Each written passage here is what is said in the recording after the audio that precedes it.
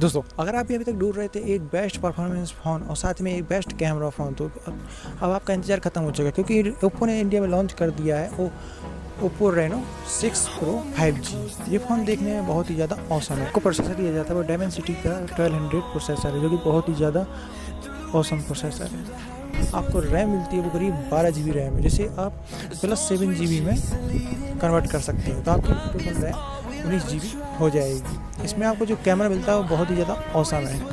इसमें आपको 64 मेगापिक्सल का AI कैमरा दिया जाता है, जो कि AI फीचर्स के साथ आता है। इसमें आपको 67 वॉट की वूक चार्जिंग दी जाती है, जो कि अगर उसे 5 मिनट चार्ज कर लेते हैं तो 4 घंटे का प्लेबैक देने वाला है। ये फ़ोन देखकर आपको कैसा लगा कमेंट सेक्शन में जरूर बताइएगा। और इसकी जो रेंज है वो करीब 40,000 रुपये के आसपास नीचे है। तो ऐसे ही वीडियो के लिए सब्सक्राइब कीजिए हमारे चैनल को। मिलते किसी नेक्स्ट वीडियो में।